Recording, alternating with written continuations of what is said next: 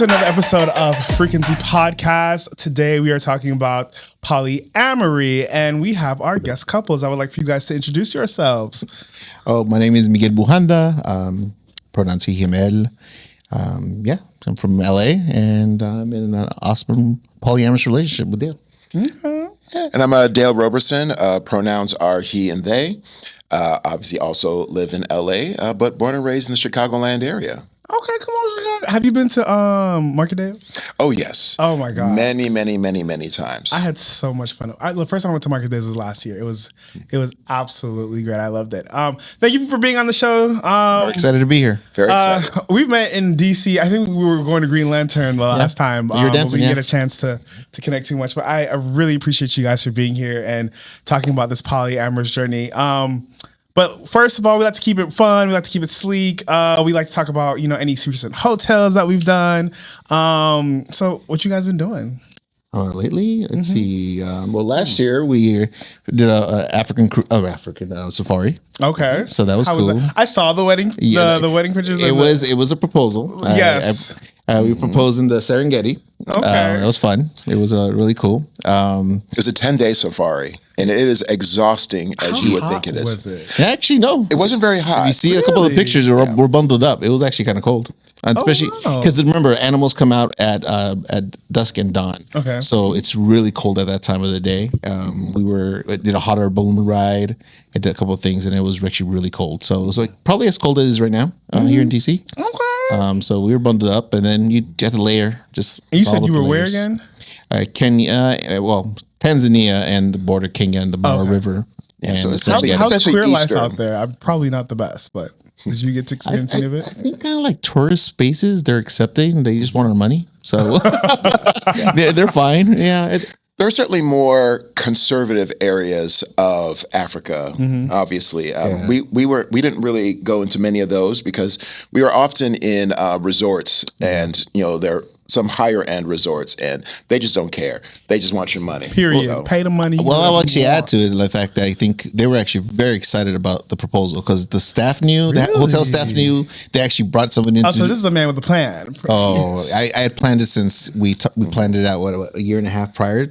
I knew I wanted to marry him, so I was just I'm going to go ahead and do it. And when we decided to do the African safari, I was like, I'm going to ask him there. So how long have you guys been together? Over 4 years. 4 years this past November. Okay. Yeah. So where'd y'all meet? We met on Facebook. It wasn't a dark room. Thank God. Something original. It was in 2021. Yeah, summer of 2021. So nobody was meeting in person. It was all pandemic stuff. So we started just chatting. We actually, because we like cruising, because we like traveling. Cruises. Yes. Cruising. We started talking. I invited him to a group cruise I was coordinating with my friends, and he couldn't make it. And I was like, who's this guy? So I was, have a hottie on the group cruise, right? Something to hang out with. That's something that, so I do cruises with Big Gay Cruise, and we always call it your what do they call it? Your ship bay. Everyone has a ship bay for the week. I heard something else, but okay. What did you hear? Shit bay. I'm like, why? What did that? Come on, Flagging Brown. No, it was your ship bay. Yeah. So whoever you met on the cruise for the week, that was your little boo thing. Yeah. I also heard of relationship too. That makes perfect sense. Yeah. Or vacationship. That's what I meant. Vacationship. Yeah, vacation. That's what it was. I met a friend of mine. He had a guy that he met on a cruise, and they tried to make it go past the cruise, but it wasn't going where it needed to go. Yeah. Them ship life cruises. You need somebody to snuggle up with at the end of the night. That's all. Yeah.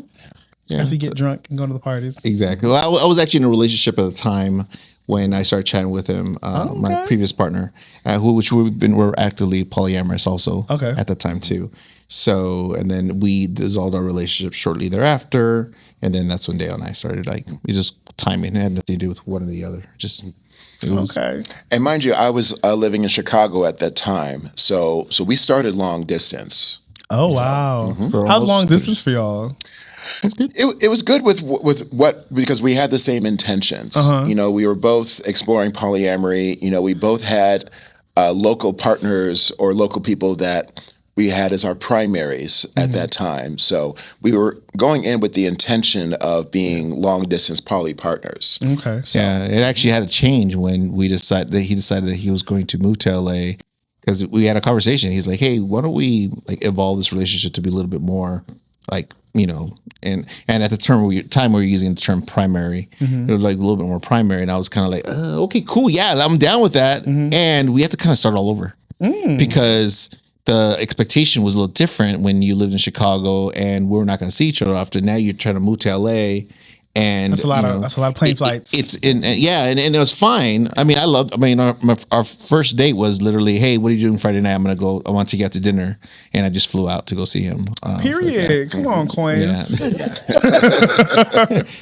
Points. But I think it was one of those things where just you had to be intentional with what type of relationship you wanted, and it, because he was going to move to LA, because he brought the idea, which was, you know, it was a great idea. But I kind of said, I have a lot more new questions to ask you that I wouldn't have asked you if we would have maintained the relationship the way it was. Okay. Yeah. So before we get into the meat and potatoes of this episode, I got some questions for you guys. Go for it. So, you know, everyone has their, you know, I love me a good tongue smack, baby. Okay. Tell me your 2 top pet peeves that you hear from non-polyamorous people that just drive you insane, that you hate hearing, that you're just uneducated. Okay, so the first one is I can never do it. I'm too jealous. Yeah. The one I hate hearing is like, "Oh, so you're just gonna give me permission to cheat?" That annoys the shit out of me. For me, I think for me, one is just like, "Oh, so y'all just have an open relationship." I'm like, open relationships and polyamorous relationships are not the same thing. I hate when people put those in the same category. And I think the funny question for me is like, so y'all be sleeping in the same bed? Because when I did, I was in a throuple. But I was just like, hell yeah, and I was in the middle, and it was very warm and cozy and comfortable. But so my husband that passed away, he used to sleep in the middle in the winter because he was so cold. Like he was a sun god. Like that's what we called him. Summertime, naked, soaking up as much sun as possible. At winter, he had on all the sweats, all the t-shirts. So he slept in the middle in this winter. But in the summertime and the rest of the year, I was always in the middle. It was a comfy spot. I loved it. But my other favorite one I hear all the time is like, you know, because I do have another partner, and they're like, "Do they know about each other?" It's like they're in the same picture. Yeah. we went to Disneyland I'm together. James Bond, and they never met at all. That always, I'm like, why? I'm like, oh, because they come with this preconceived notion they have to lie, or it has to be secretive, or it's shameful. And I think, and I'm sitting over here incognito. Are either of you like? Did any of you guys grow up in church? Yes. Okay. So, Baptist. And that's fine. Whether you are church believers or not, it's irrelevant. But like, I always talk to people, I'm just like, y'all realize polyamory has been around for like a long time. A lot longer than monogamy has. Like, and not necessarily, I can't necessarily speak on each individual relationship, biblically speaking, if it's polyamorous, but non-monogamy has been practiced for ages. Yes. Okay. You know, the Christian church really brought it into fruition when they wanted to control y'all to be able to, you know, do whatever they wanted y'all to do. But like David, like King Solomon, right? Bible talks about it. He had like hundreds of concubines, hundreds of wives. A lot of people have talked about like the story between David and Jonathan, where they were lovers. Abraham, he had Hagar and he had Sarah. Like he had 2 bitches, okay? And he was popping his shit. Yeah. And so like sometimes it baffles me, like when I hear about polyamorous relationship, when people hear about non-monogamy or polyamory. I think polyamory sometimes does take a different couth to deal with, and a certain realization of understanding that jealousy is real, and I think where polyamory and non-monogamy really do differentiate themselves is your ability to communicate. But it's been going on for forever. This is nothing new, and people hear about it and they're just like, "Oh my god!" Yeah, like the whole jealousy thing is crazy to me. Like, oh, so he can just do whatever. Like, yeah. You know, sometimes it's great for like you have to be honest with me. Some days you're happy when he goes. the bed is, because when my husband goes and he sees his partner sometimes, baby, I be in that bed sprawl. Well, we take it a little bit to a different level. We actually don't cohabitate. We're not nesting partners just yet. Okay. And I think we actually get our beds to ourselves most of the time. I love my bed to myself. I do too. But the funny thing is, I've learned to sleep at the very edge of my bed, just kind of like he does. Because last night, because he spent the night in my bed, I noticed him clinging on the other side of the corner, and I was doing the same thing. I'm like, we had like about 3 feet. I'm like, Pretty much. I mean, we actually could fit another person in the middle. So I'm weak. It's always good. And we're two big motherfuckers. So yeah. Oh my. I think one of the great things that people do ask me, I think where people find the most tolerable thing when it comes to polyamory for me is people ask about sex. And it's always like, oh, so what's the sex like? And I'm like, it's not what most people think. For me, I think for some people it could probably be amazing.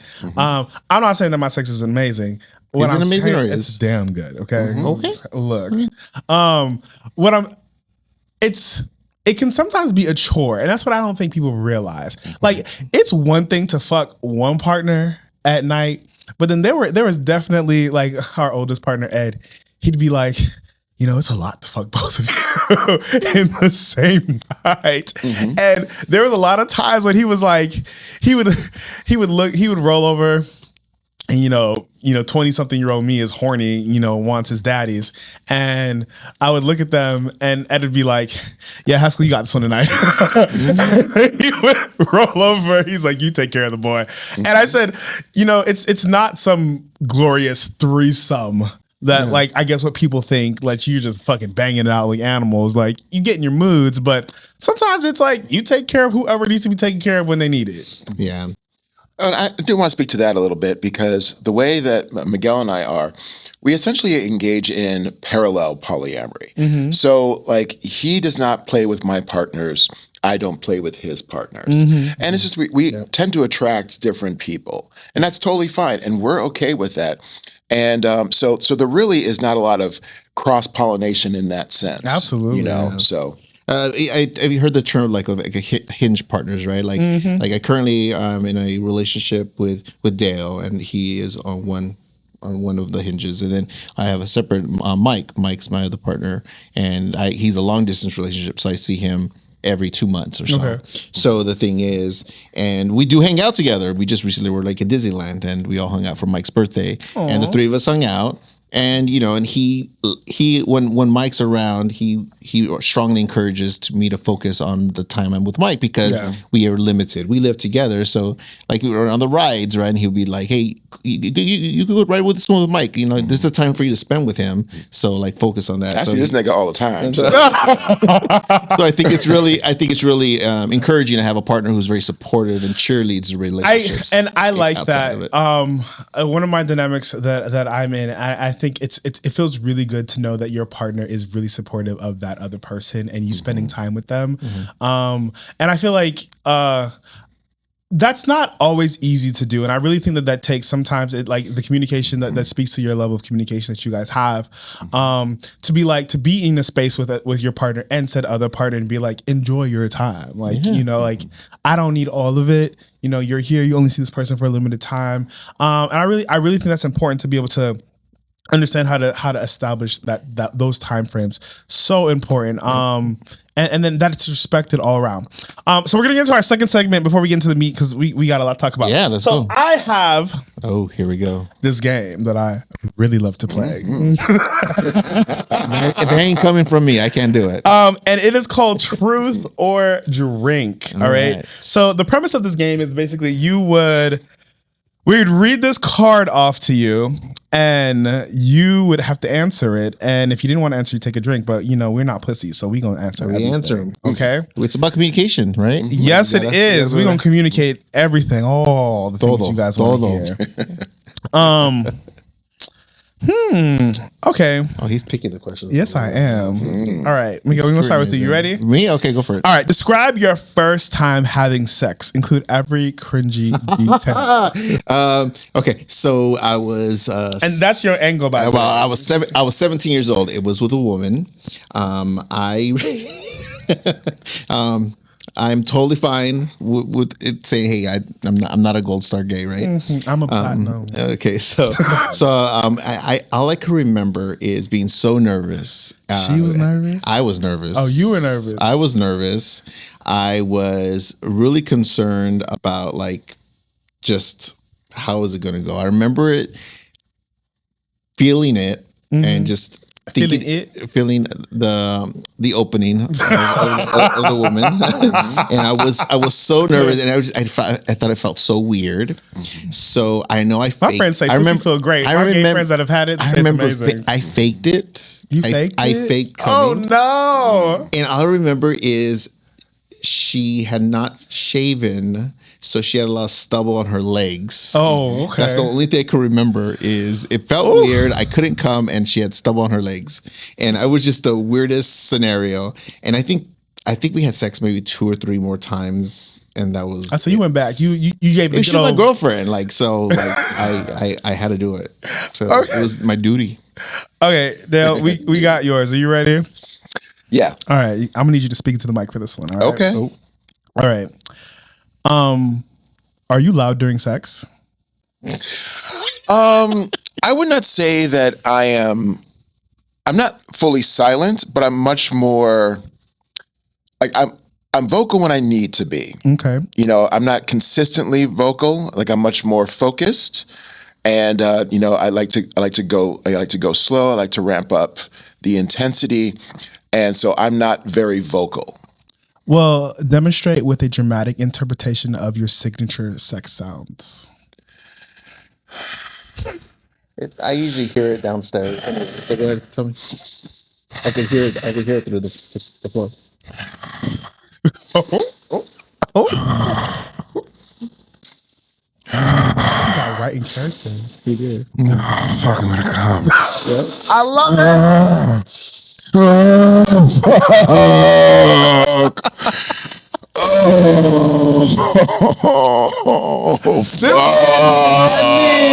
him a round of applause. Have some. He underperformed though, because he is such a Leo sometimes that he's a lot louder than that. It depends. It depends. I am a loud comer. I appreciate somebody who is loud. Absolutely. All right. Let's do. If we were stuck on Miguel, this is for you. If we were stuck on a desert island, how many days until we fuck out of sheer boredom? I mean, yeah, immediately. I mean, it's the most accessible thing to do. It's free. It doesn't cost anything, and you can do it. So, you know, I think about that question sometimes. I remember this got asked to me on one show. And I was just like, man, if y'all were relying on me to repopulate the world, we would go extinct. Because I don't think I could do it. You don't think so? No, I don't think I could. I think you would. No, I'd fuck all the guys on the island. Yeah. All you have to do is just nut somewhere and pass it out. I mean, just pass it out. Pass it out. I mean, if we're repopulating the world, just like it's in a t-shirt gun. Just right there. Yeah, I agree. Okay, Dale, what's the weirdest porn you've ever clicked on, and did you watch the whole thing or just enough?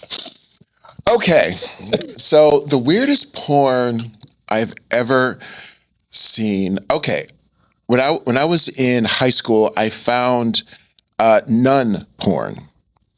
And this is actually where that phrase that I cultivated when I don't want to come.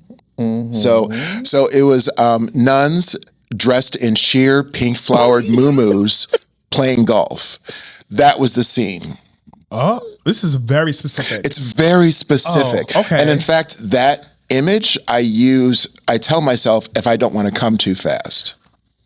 But it doesn't kill your boner? No, it doesn't. It doesn't. It slows it down, but it doesn't kill it. Like if I want to kill my boner, I would think about a family member. Oh my god! So he's thinking about nuns when he does it. So that's so cool. but at the same time, it's not like I'm always trying to fight not coming. Yeah, because I'm at an age where if I'm a nut, I'm a nut. If you try, if you say don't come yet, bitch, no, we just come. Then that's not going to happen then. Absolutely. Because I can't just stop and start on command. You either going to get it or you're not. So don't play with me. Fucking don't play with me. You better give it. You better give it. Okay. Miguel, how did your parents talk to you about sex? Did you learn more about it from them or somewhere else? I don't even know how I learned about it because we did not talk about sex. I'm from a traditional Mexican family, immigrants. There was no father. Even my brothers really didn't talk about it. My older brothers. Sex ed, a lot of conversations, dirty magazines. Really? What was your favorite image you remember from dirty magazines? I never had dirty magazines. You know what I had? I had the JCPenney catalog. I had the search category. I was looking at the dads in the JCPenney catalog and thinking how hot they were. Not even International Mail? No. I did find a couple of those eventually. I did. That was the shit back in the 90s. Yeah. That really was the shit. I remember that. You tell the people. But yeah, I remember my first dirty magazine I stole from. I told my sister this recently. She found a bunch of like porno, like nude magazines, Playboys, Hustlers, including Mandate. I don't know if you remember that. So she took them home, and I found it in her bathroom, and I stole it. And I got a Playboy magazine, and I used that cover to cover the Mandate magazine. So I hid that under my bed. So they found it. It would say the cover. Hopefully they didn't look inside. Yeah, and I told my sister, I'm like, you're the one that introduced me to gay porn. And my sister's like, I did it. I'm like, yeah, remember the laundromat? And she remembered it, and she was busting up. All right, a couple more. I'm going to ask you guys this to each other. Who has had more sex, you or your partner? So I guess it really would depend. Are we talking about the lifespan or just in the time that we've known each other? In your lifespan, who's fucked the most? So I would imagine, I probably would say me for many years, like throughout the 2000s. Yeah, that's true. Because, I've been living with HIV for, at this point, 23 years. Okay. So I was doing it raw for a long time, like throughout the 2010s into the 2010s. Whereas this one was a lot more judicious and careful pre 2014. So 2014, when PrEP came available. So since then, I would say that this one has really hit the ground running and was more like the hare, and that I was the tortoise at that point. I refined my technique. That's all. Hey, you better take your skills and hone them in. Now, this one's for you. What's the sex skill you're most proud of? Oh, eating ass. Come on, God. Ass eater. Oh my goodness. Yeah, I just. It looks like he's having dinner. Because I am. There's something that is so erotic about a man's ass. It's arguably the most personal or private part of a person's body. It's arguably the most vulnerable part of a person's body. And them giving that to you, and I'm able to give them pleasure, and their pleasure gives me pleasure. I mean, it's just, and I rim the way I kiss too. Oh, yeah. So. Oh yeah. That's a good technique right there. Somebody asked me on the Instagram the other day, they're just like, do you like being rimmed and how? And I was like, a lot of guys, like everyone who like rims, I feel like anytime I have sex with somebody that's new, I always try and I do things to their body and I watch the reactions, right? Like I don't suck every dick the same way. I don't eat every ass the same way. And I feel like everyone who's like, not everyone, but like a lot of guys when they try and eat my ass, it's like, everyone's trying to stick their tongue in your hole or, they're trying to do whatever. But I found out, it wasn't until last year I really discovered it. I like being rimmed like an inch away from my hole around it. Like that part is super. And then like right where like, you know where your butt starts to like curve inward? Yes. That mini curve right there. Not where your butt cheeks touch, but that curve where the down part, that part for me is just like ultra sensitive. So it's like for me, rimming, you don't even have to like get fully in my ass. Like it's just butt play. The taint area. It's the massaging of the cheeks. It's a caressing of the cheeks, and like sort of matching the speed and the direction of the caressing with where my tongue is going. Like it's a fully coordinated, effect. All right, last question. Miguel, you get this one. Have you ever cried during or after sex? Were they tears of joy or utter disappointment? The answer is no, but I don't know why. But lately, the last couple of years, I've fucked around with guys that are either breaking up or ending relationships, and they cry, and I'm just like, oh, like. And I don't know how to react, but sometimes no. There's elements of empathy, but it wasn't the initial reaction I was expecting. Were they crying while not while penetration was happening, or like this? Are we talking like once the nut has happened? Yeah, and maybe it's an emotional release for them. So I mean, I'm able to provide pleasure, but at the same time console and empathize. That is a little awkward to expect. If it's like a hookup who you've never met, I would be a little bit like, okay.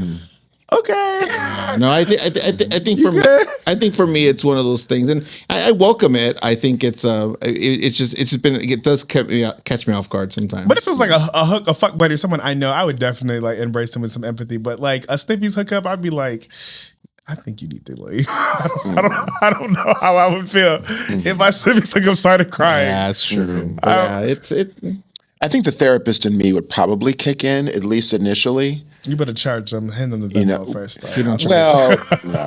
No. You need to start charging.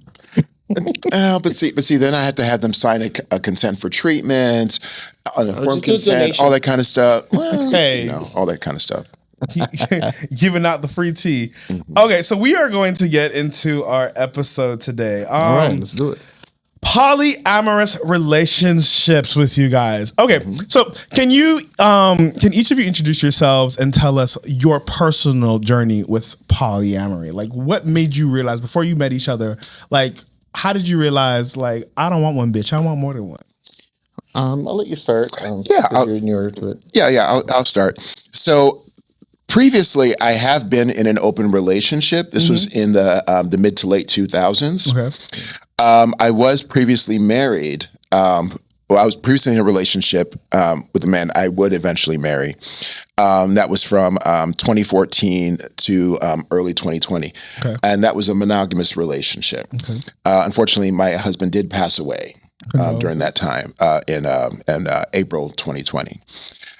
It was after that when I decided that I did want something different in a relationship. I wanted to explore not only open relationships, but I also wanted to explore polyamory. As a person that's working in the mental health field, I was also becoming more aware of how to show up for clients who wanted to explore or process their open relationships in polyamory. And so I started dating people in Chicago in an open relationship type. It was really when I started talking with Miguel virtually is when we actually took it up a notch to talk more directly about polyamory. Before you continue, how's the poly scene in Chicago? Because I think the only city I've been to that was like super polyamorous was Portland. Portland, yeah. Portland's very polyamorous. It's hard for me to say, if I think Chicago is a strong polyamorous city, but I will say that I will say it's definitely up there. Really? Because I don't think DC's a polyamorous city. I think it's a very open city. Like people will just fuck here. Okay. But I don't see a lot of polyamorous relationships here. So I always wonder like how polyamorous relationships are gays. Like San Diego, polyamorous town. Absolutely. I think the further you go east, like. I feel further you go west, I feel like they're a little bit more accepted in my experience. I know their polyamorous are not limited to a state, but I've experienced more openness to them going out west. I have. Maybe. During my time in Chicago, when I was looking for other polyamorous individuals, I think I can probably count on both hands how many polycules I've come across. So definitely were some out there. What's your experience? I mean, for me, I think it started off with I was in a relationship for 7 years and monogamous, allegedly. And unfortunately, he just couldn't handle the monogamy in general. So handle it how? Like he was cheating all the time. Okay. And so I suggested that we just be open. And so we explored like non-monogamy. But then we eventually met this guy who ended up being like our boy. And we were in a throuple for 2 years of the 7 years. That ended, and I started exploring. So I worked in public health, and I did HIV prevention work, and we did this training on how to like test HIV couples, like test couples for HIV. Sorry, and that's where I learned about a throuple. So then I kind of introduced that to the relationship. I'm like, hey, why don't we try a throuple? And kind of like what you were saying earlier, it's like sometimes I didn't want to fuck my partner, so I'm like. I'll send the boy. I'm like, you'll do it. I don't want to do it with him. And that ended. Go take care of daddy's work. Exactly. And then before Dale and I met, I was in a relationship for 4 years. A wonderful guy. We're still friends to this day. And he came into me and said, hey, we're cool. Like let's hang out. But I don't do monogamy. So I intentionally started a relationship that was non-monogamous. Absolutely. And eventually I started. I'm part of Onyx. So I was meeting other individuals in the Onyx community, and then I met somebody who was wanted to try a daddy boy scenario. I was going to be the boy. I wanted to learn a little bit more on how to be a daddy from the other side, right? How did that go? It went well. It was a good relationship. I learned a lot, and at that point, my boyfriend in LA was very excited about my relationship with this new guy, and he was very like he was cheerleading the relationship, and he was very supportive, and he was very encouraging. And that was my first experience of being a hinge, having one partner here, one partner there, and kind of like having separated, but we would hang out. And then that ended, and Dale he was very open to the concept of polyamory and how that worked, and it's evolved in different forms, and that's kind of like my journey on that aspect. And so I've experienced polyamory or unconventional non-monogamous relationships since 14. So what I do want to get into is like how polyamorous relationships work, and I really am glad that you guys are here. So like I love your structure. I love you guys' origin stories. But like this question, which a lot of people have asked me as well. So for how do you explain the different structures of polyamory? Let's start there. So between your hierarchy, non-hierarchical, solo poly, and relationship, and anchor partners, like define what those terms mean for you guys and how they show up or don't show up in your relationships. Yeah, I'll start with that. Okay. So obviously with the hierarchical structure, you have a primary partner, and then you have secondary and tertiary. With an anchor partner, which is a term that I learned recently, which I love, it in its own way removes the hierarchical language, and your anchor relationship is essentially your stabilizing relationship. It can be a relationship that's been longer standing, but it is kind of an emotional anchor for you as well. But it also does allow for other relationships to also be involved and not feel like they're simply just orbiting the main relationship. Yeah.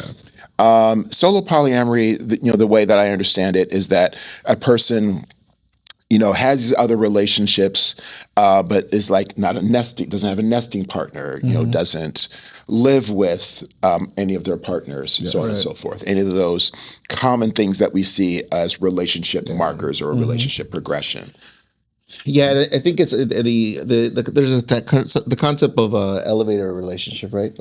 What's it? A relationship escalator. The relationship escalator, and how we're taught to learn how to have this.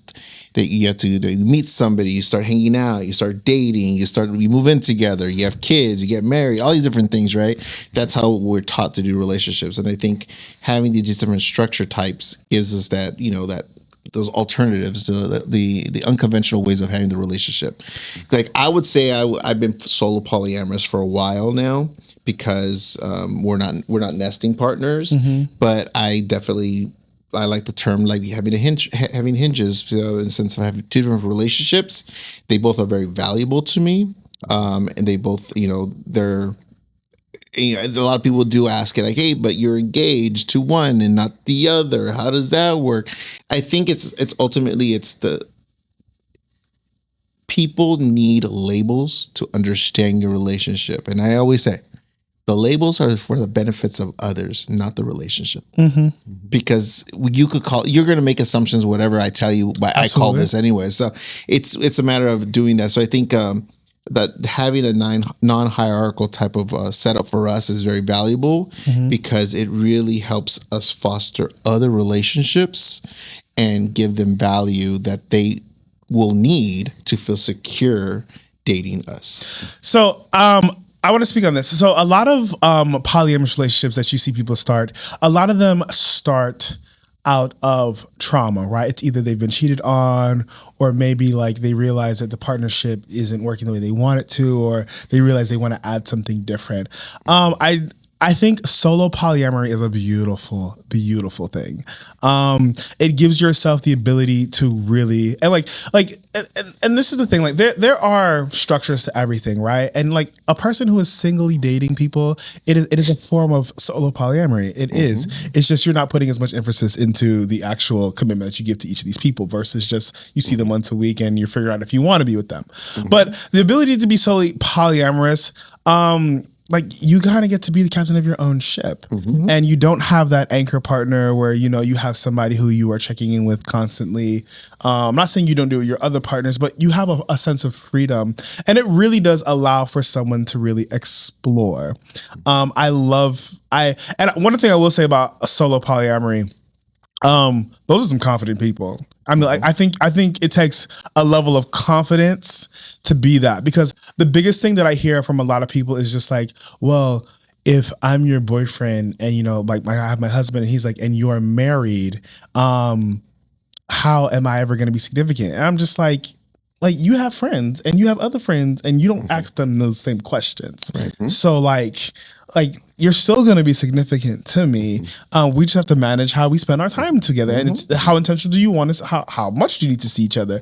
And you have some partners that need more time than others. But to all you solo polyamorous people, I just want to say I see you. I adore you guys.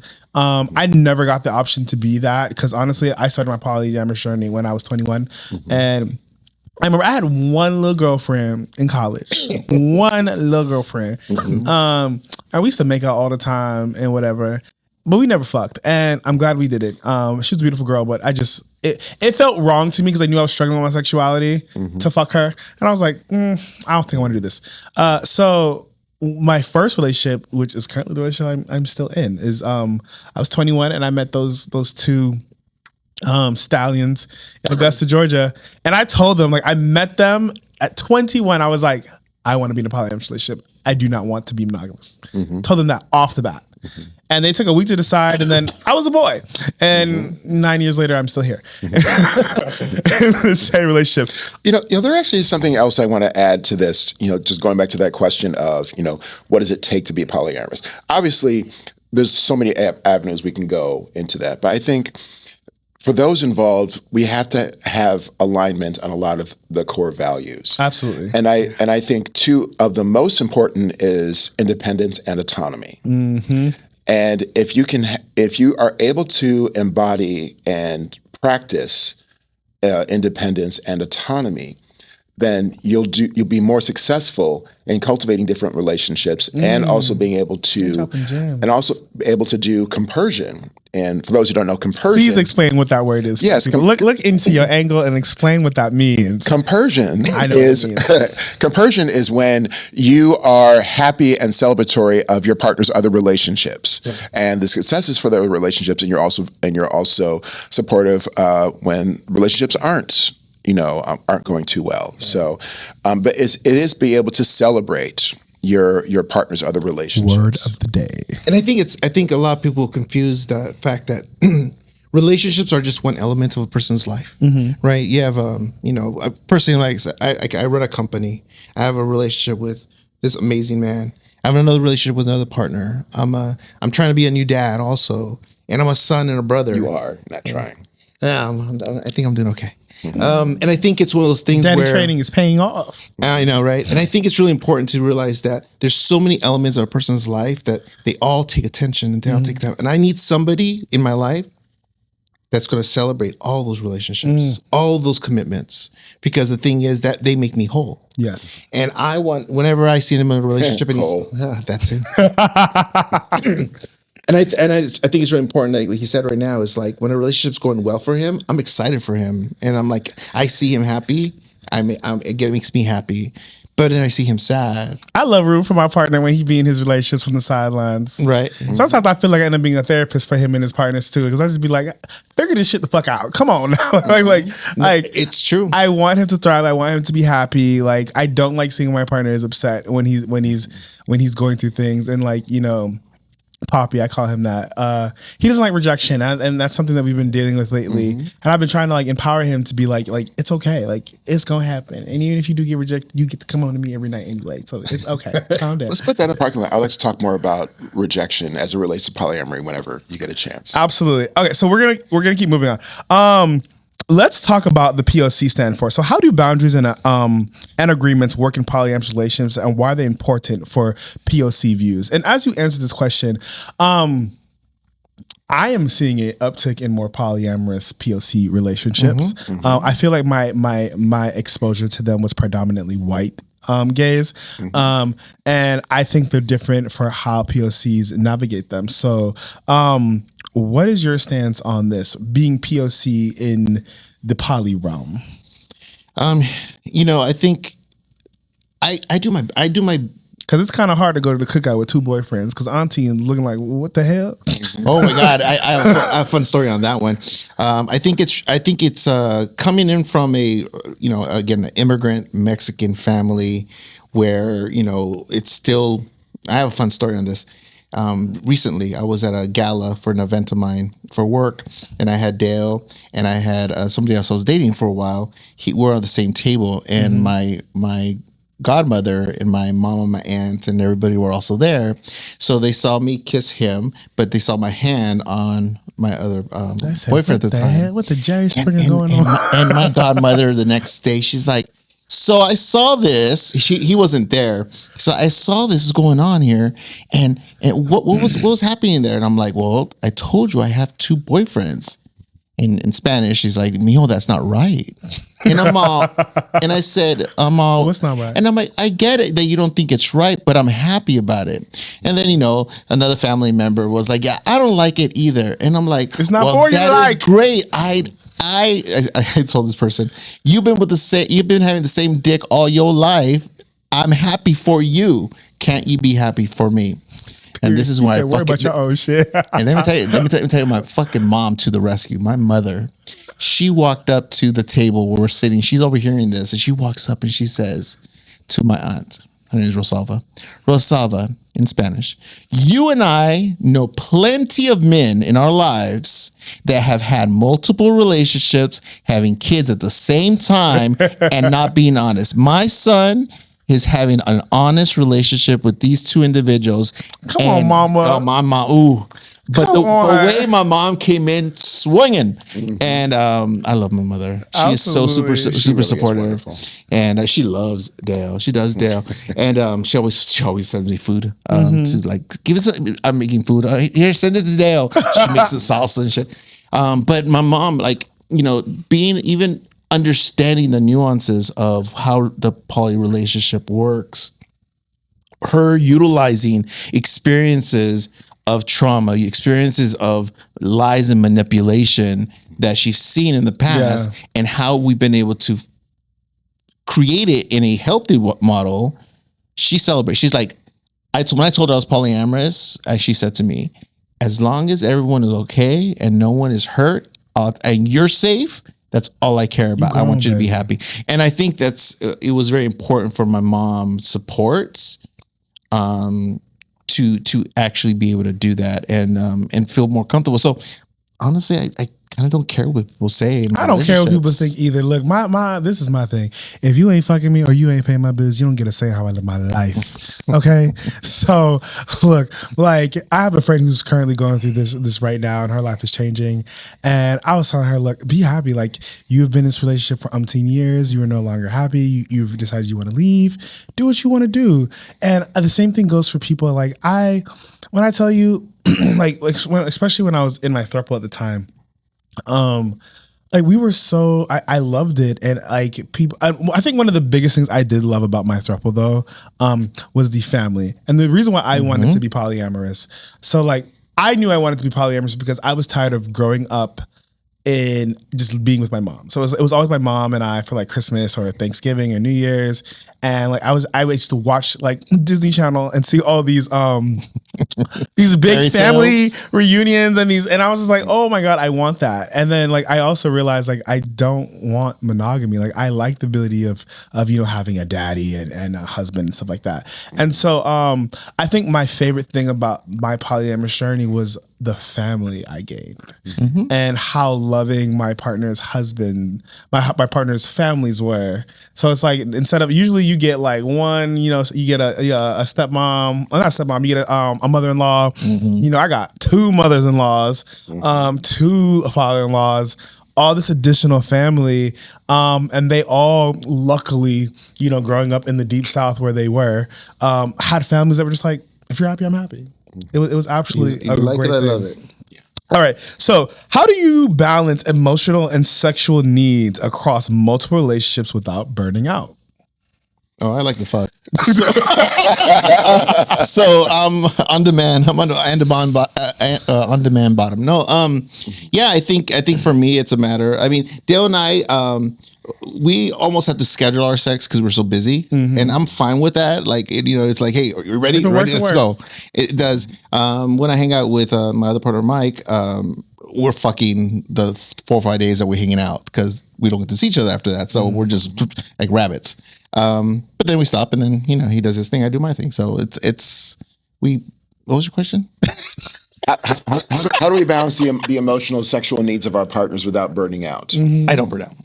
I have a lot of love to give. Bunny. Just keep going. I'll say with me, I haven't reached a point of burnout yet, because I get so much joy and comfort in building relationships and cultivating relationships. Listen, people, please. What does happen though, and this actually speaks to the parking lot I wanted to do, is that often I will want to engage with others in a dating scenario, and they realize at a certain point, oh, I can't do this, or they need to step back, or they want me, maybe me as a primary partner, and I can't necessarily give them the kind of partner that's within their eyes. So that does lead to some rejection, and it does lead to some disappointment, and sometimes I get burnt out on that, but not when I'm actually engaging with people, because for me, that's what gives me life is being there with others and building relationships. So, I think like this question, and we're gonna get into a couple more topics, and we got about 15 more minutes before we have to close out. I think one of the things that you guys have to understand, because the gay community has made sex so accessible to us, right? Like you can go to the dark room, you can go wherever you need to go and have sex. And a lot of people look at polyamorous relationships as an avenue to more sex, right? Because you have more partners and you get to be satisfied. What I tell people, like, for true polyamory to work, you have to really focus on the connection and the foundation of your relationship. Yes. Sex is a byproduct of any relationship that you are in, whether it includes 3, 4, 5, 6, or just 2 people. It's always the byproduct. It should never be what starts a relationship, which in so many senses it does. And that's not a bad thing. Even if it starts on sex, it should not be built off of sex. Right. Anything that are built off of those stances will eventually, they gonna wither out, because you can't fuck all day.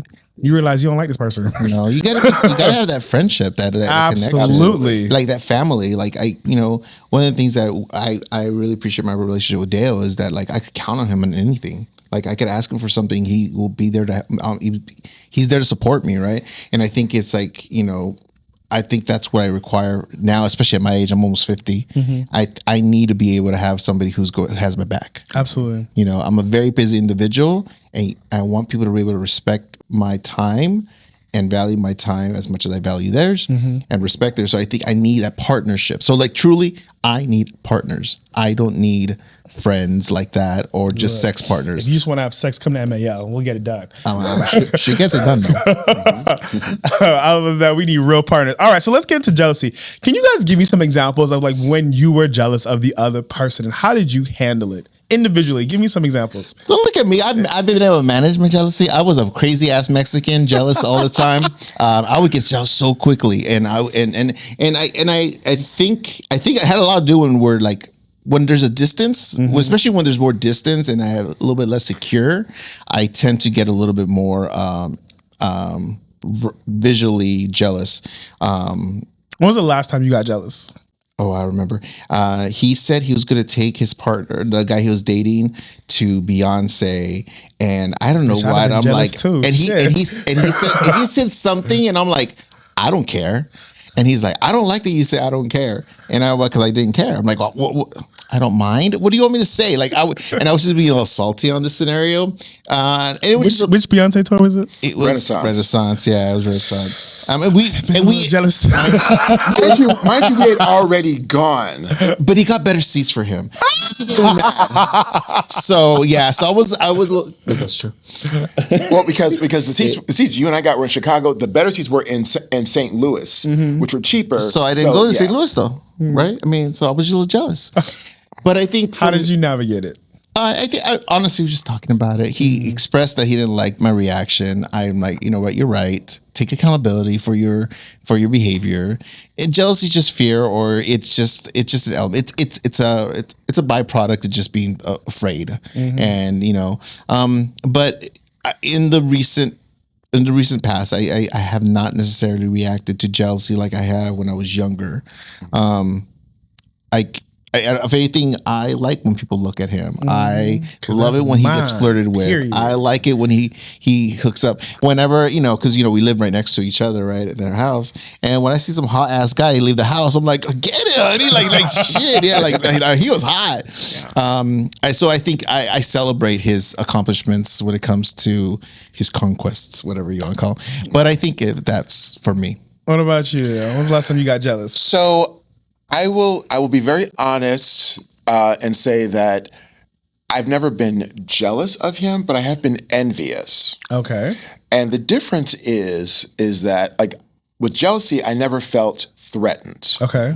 That the relationship was going to end or he was going to be taken away from me by somebody else. Okay. But there was a period a few years ago where he was hooking up a lot. And that was a period where I wish I could bottom more often because I just don't get that many opportunities. Guys look at me and I get it. They want me to top, and I do, and I love topping. But sometimes I do want to turn the other cheek. And in our transparency, he would tell me about all these times, and my insecurity in that got triggered. And we did talk about that. Yeah. So, but that wasn't jealousy, but that was definitely envy. Definitely. And that was probably the strongest thing that I felt because I feel very secure in our relationship. And, so jealousy at this point hasn't really come up for me. And I don't want to say that our relationship is absent of jealousy. I think there may be moments that we don't really prioritize or don't give it too much value. But I think there's some times where, he's doing something with somebody else and I wanted that time or attention, but I just like, oh, it's not my time. It's, And I like what you said. Like a lot of people, I remember when I was younger and entering polyamorous relationships and my dumb ass was just like, I don't get jealous. I'm just like, stop lying to yourself. Like you do. It's how you handle it. Right. It is okay to, and I think a little bit of jealousy, I think it's healthy because it kind of grounds you in understanding that, you still have feelings for that other person. But the absence of jealousy does not mean you don't have feelings. It just means you're probably at a place, or you are at a place where, you can manage those feelings. And when they come up, you know how to address them and handle them properly. I think for me, it was finally realizing, like the level of commitment that I had to my partner and how much I realized I cared for them when I started to understand that, like, I know that they're there for me and I don't really need to feel this way. And I think most of my jealousness is pettiness, honestly. It's not real jealousness. It's just like, well, bitch, I want to go drinking too tonight. Like, what the fuck? Like, I want to go out, but have your fun, go do what you need to do. Because absence makes the heart grow fonder. At least for me, I love when my partner goes and does things on their own. Right. And I love that time where we get to connect and come back together. Right. All right, so I have one more question on jealousy. How do you which one do I want to ask? Are there any strategies that you use when jealousy hits to stay grounded? Like, has there ever been like something that where there was one issue and you realize steps that you guys put in place to make sure that it was handled properly? So even though I said earlier that I can't really identify times where I felt jealousy, but I do a lot of self-reflection. Okay. Because you also have to do a lot of self-reflection. Air high five. I love a self-reflecting person. You have to be able to do this. You have to have self-reflection. I can't have people continue telling me about myself. Right. You got to be able to look within. Yeah. So I can imagine that if jealousy did come up, I would look internally and think, okay, what is the message I need to hear here? Because obviously there might be a need that I is not being met, or maybe there's reassurance that I maybe need, healthy reassurance, because you can't put it all on a partner. True. So jealousy is one of our 10 core emotions, and while it's uncomfortable, it is something that is supposed to tell us a message, and I think we have to be open to hearing what that message is and approaching it with curiosity. Absolutely. As opposed to passive aggressiveness or resistance, because it's only going to grow even harder. So I am anti-hypocrisy. So I cannot be mad at something that I want to do. For example, like he wants to go hook up on a Friday night and I had available time and all of a sudden he's busy. But last Friday I did the same thing to him. I'm not going to stand for the hypocrisy of it. Absolutely. So I think being self-aware and saying, if you are mad at this, Miguel, is it because you're projecting your behavior and this is something you're mad at, or is it something you're truly uncomfortable with? So I remember this is my best friend Johnny. He was telling me, he's like, "Girl, there's no room for hypocrisy in this house." And it was because he's like, "Why you mad? Why you mad and upset that so and so's hooking up when you did the same thing earlier that day?" Like he would call it out, and I appreciate that about him. Because, we need those friends. Absolutely. Yeah, you did. I definitely do. And it's funny story, connecting the stories, that Beyonce conversation. I talked to Johnny that day, and he's like, "You can't be jealous." Da, da, da. And he just pointed out as like the hypocrisy I was actually exhibiting at that moment, because I'm like, we did the exact same thing. You're just mad that he's doing it with somebody else. You get over it, and just being able to get past it. I think being able to process it and saying like, look, if I'm going to be, I can't be a hypocrite. I can't do something and then turn around and be mad that you did it. That's just, it's not going to work here. All right, we got 5 minutes. I'm going to kind of speed through these questions, okay? Yeah, go for it. All right, rapid fire. Dating outside of relationship. How do you guys introduce new people into relationships without causing drama? You go first. We throw a party and we invite them and see what happens. I need him to like the people. I mean, granted, it may not happen all the time, but it's very empowering to have my partner like the individual that I'm going out with. He's met people I've dated. I invite them over. I find a way to us to like be in the same vicinity without the pressure of having to stay together. Maybe a bar or having a social event where inviting a lot of friends, and then I've been happy that I'm successful in that. Question. So when it comes to that, because I have mixed feelings on how this should be done. If you are bringing a partner or a suggested boyfriend, potential boyfriend, into a anchor partnership, do you think the person being brought into said like your additional partner should make an effort to get to know your anchor partner, or should your anchor partner make the effort to get to know them? Like, who should make that initial reach out? I need them to both do it. I'm too busy. Figure it out. Like I would say from my standpoint, like I am going to be more forward and with and I appreciate that because I don't want them to be afraid of me.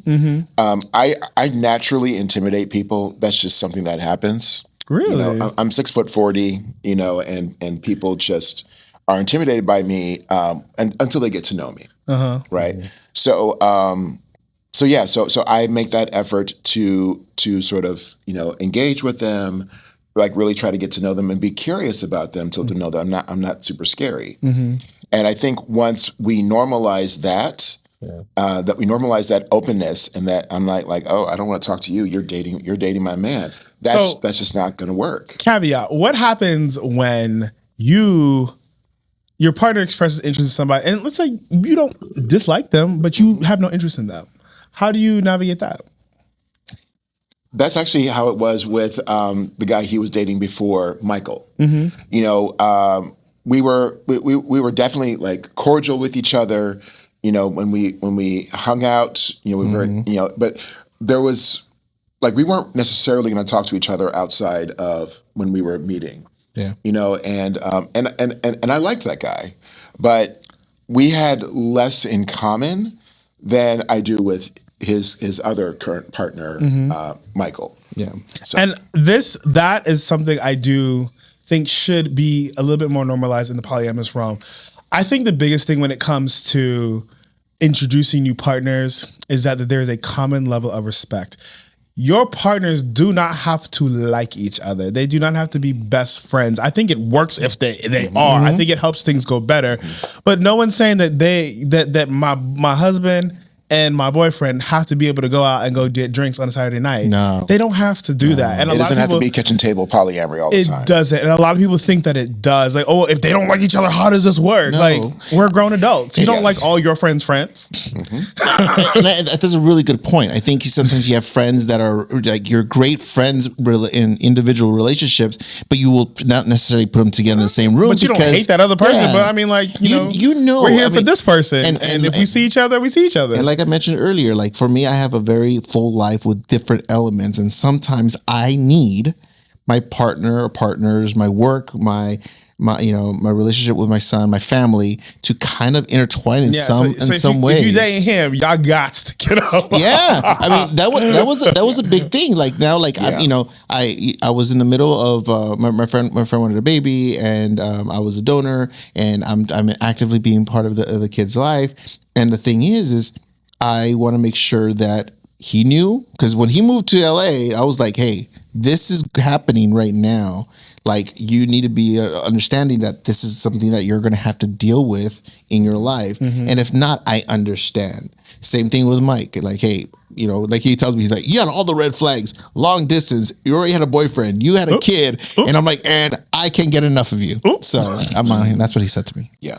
So the thing is, it's like, you got to accept the different elements of the people's lives to be able to say, hey, I need to accept all of this, so you need to be okay with it. So, when it comes to managing a healthy relationship, you got to accept them wholeheartedly, unconditionally, to the point of like, but you don't have to be involved like on top of everything. Yeah, you do not.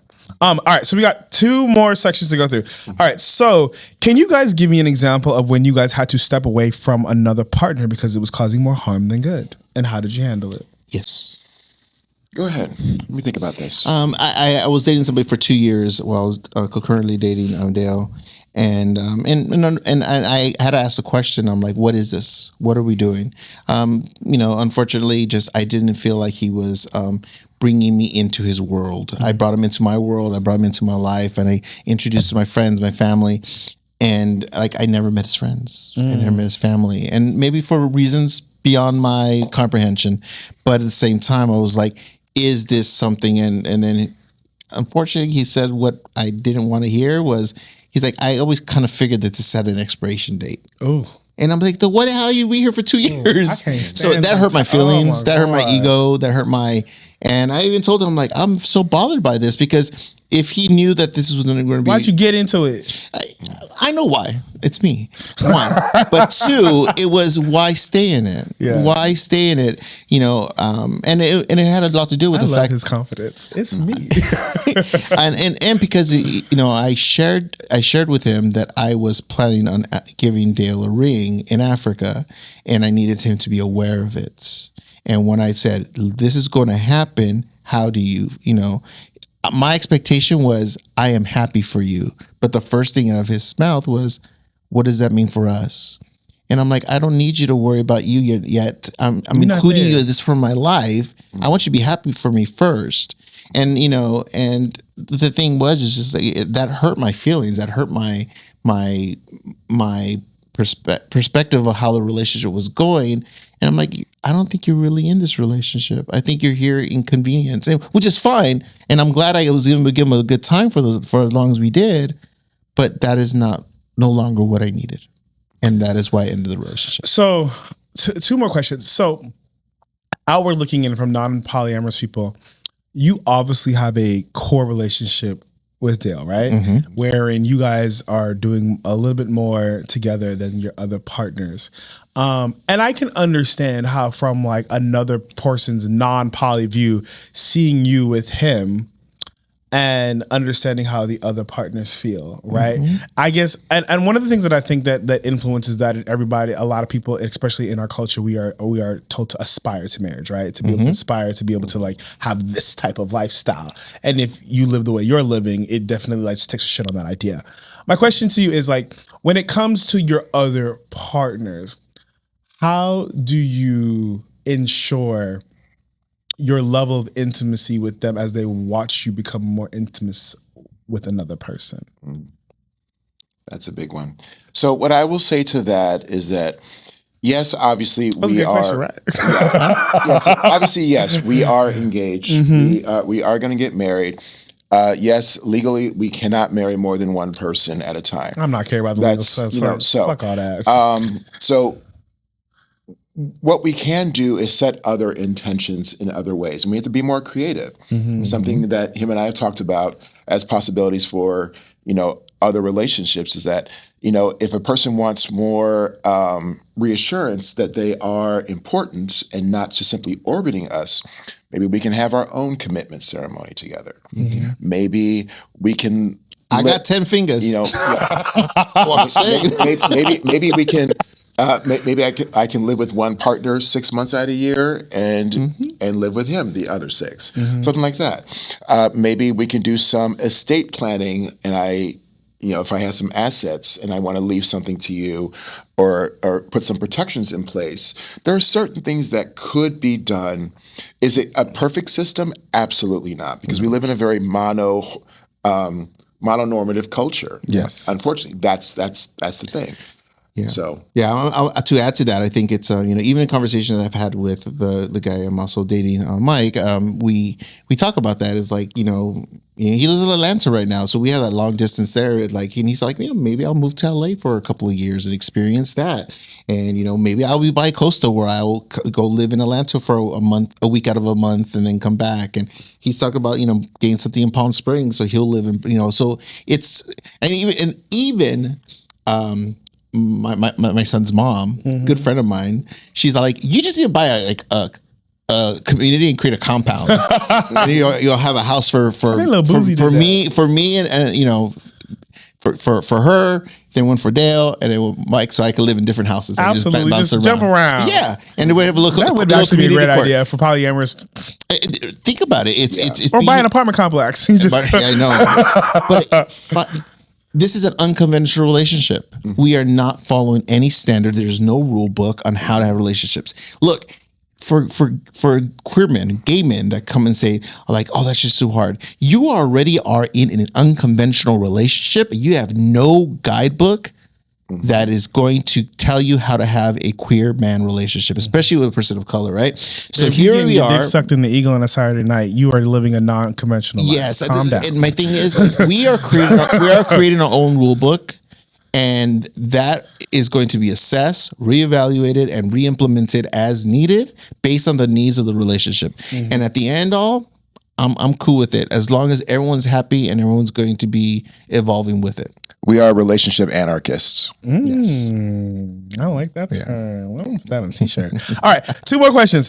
How important is it? How important is community in supporting? How important is community and supporting POC and poly relationships? I know people don't get to see this. You don't see this on I'm referencing Disney Channel so much. You don't see this on Nickelodeon. You don't see this on Lifetime. Okay, you don't see this on. Well, you might yet. You see it on HBO. There's definitely been those type of things on HBO. But like your daytime TV, this isn't shown.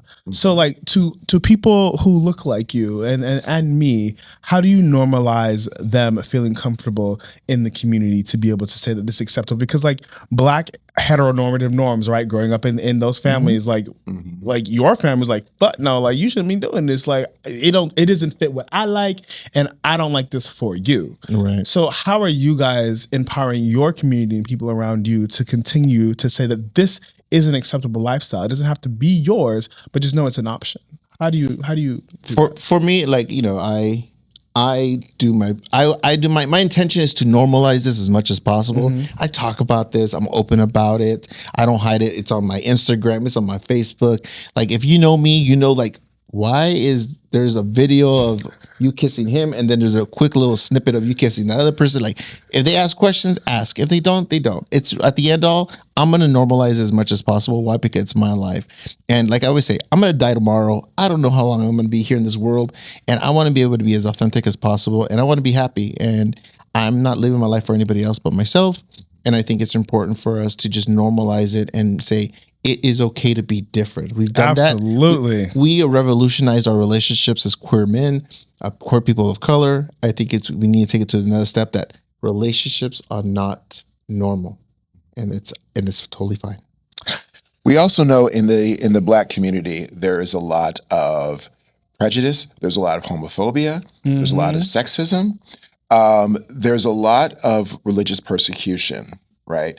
And Absolutely. a lot of those are tools of white supremacy. So for me, what I want to do is to help break down those archetypes and, similar to you, to normalize it. Because one thing that is so hard to grapple with is regret. Because my ability for love is expansive. Time is not. You know, I can't get back time. And one of the things I don't want to leave this world with is with a lot of regret. Absolutely. Based on what I feel my life should be, right? But I was afraid to because of tradition, you know, or, you know, morals. Tradition can't help you night at night. So, no. It definitely cannot. All right. So thank you guys for this episode. We are getting close to time. There's a parking lot. Oh, the parking lot story. You said actually, I did talk about it about the rejection. Okay, good. Yeah, awesome. So we have one last segment where the people get to ask us questions, and I always give my guests a chance to answer them. This one's a little easy, so I think we've kind of covered it, but I'm going to give it. So Darren Maurice said, "How do you share time and emotional availability fairly?" We love Google Calendar. Yes, absolutely. We put everything on our Google Calendar, from our work appointments. We always, it's all busy, right? But when it comes to like social or things that we're very transparent about, hookups, we put appointments. Come on, I love the vulnerable drive time, whatever it be. Why? Because ultimately, he's a busy person. I'm a busy person, and we actually just recently, I was like, hey, we stop having date night. So Sunday nights from 6 to 9 is date night.